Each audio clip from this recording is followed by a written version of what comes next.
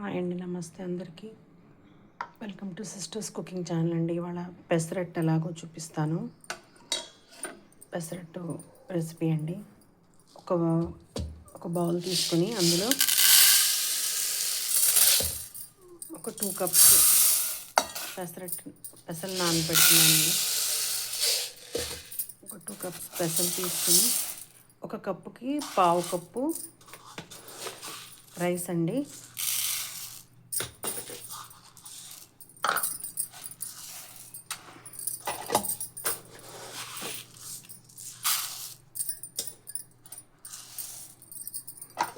అంతేనండి. ఇది కాస్త వాటర్లో సోక్ చేస్తాను. ఇప్పుడు ఇది 7 అవర్స్ నానిపోయినాయి అండి. ఇప్పుడు మనం మిక్సీ పట్టుకుందాం. ఇందులో కాస్త అల్లం పచ్చిమిర్చి వేసుకుందామండి. కొద్దిగా నీళ్లు కూడా వేసి మిక్సీ పట్టుకుందాం.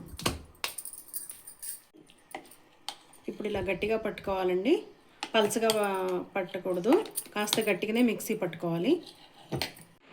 ఇప్పుడు పిండి ఇలా వేసుకున్నామండి. గట్టిగా, మరీ గట్టిగా కాదు, మరీ పల్చగా కాదండి, ఇలాగా దోశ పిండి లాగా అనమాట. ఇప్పుడు దీంట్లో మనం సరిపడినంత సాల్ట్ వేసుకుందామండి.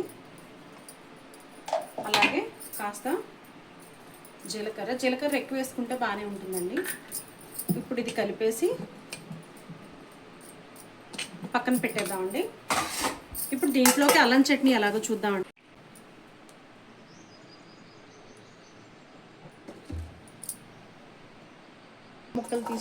కొన్ని అల్లం ముక్కలు తీసుకుని కాస్త వేయించుకోవాలండి.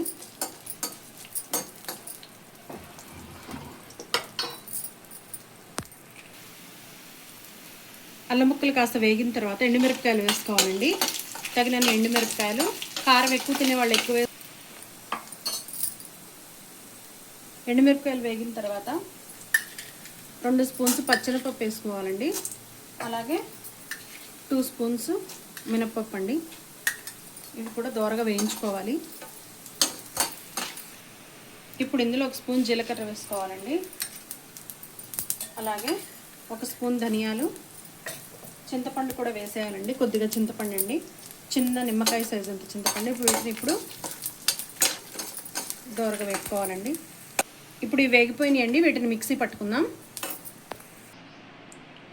ఇప్పుడు ఇందులో కాస్త పసుపు వేసుకుందామండి. పసుపు, ఉప్పు, అలాగే బెల్లం అండి. బెల్లం పౌడర్ వేస్తున్నాను నేను. బెల్లం ఒక పెద్ద స్పూన్తో 2 వేద్దామండి. 2 to 1.5 అండి. ఇప్పుడు దీన్ని మిక్సీ పట్టుకుందామండి. కాస్త నీళ్లు పోసి ఇలా మెత్తగా గ్రైండ్ చేసుకోవాలండి. ఇప్పుడు దీన్ని తాలింపు పెట్టుకుందాం. ఇప్పుడు అదే ప్యాన్లో పోపు పెట్టుకుందామండి. కాస్త నూనె తీసుకుందాం కొద్దిగా.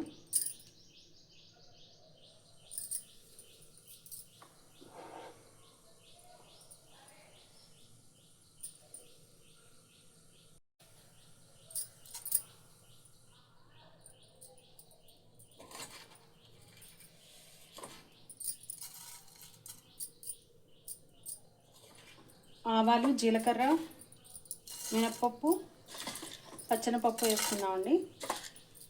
పచ్చెనపప్పు వేసుకొని ఒక 2 ఎండుమిరపకాయలు కూడా వేసుకుందాం. వేసుకొని కరివేపాకు కూడా వేసుకుందామండి.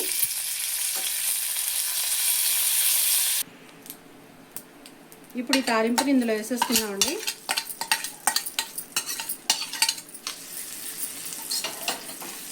ఇందులో వేసేసుకుని ఇలా కలిపి పక్కన పెట్టేసుకుందామండి.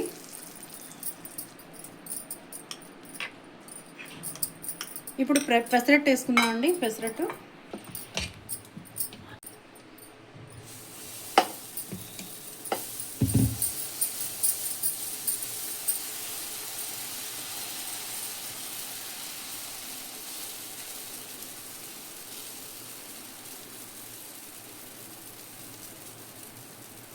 పోసుకోవాలి. కాస్త నూనె పోసుకోవాలి. ఈ అట్టుకు కాస్త నూనె ఎక్కువే పడుతుందండి. నూనె వేస్తేనే బాగుంటుంది. అయిపోయిందండి. చూద్దాం ఇప్పుడు. ఎర్రగా కాలిపోయిందండి, చక్కగా క్రిస్పీగా ఇలా వచ్చిందండి. క్రిస్పీగా తిని ఇప్పుడు ఎంతో టేస్టీగా ఉండే పెసరట్టు, ఉల్లి పెసరట్టు అండి రెడీ అయింది.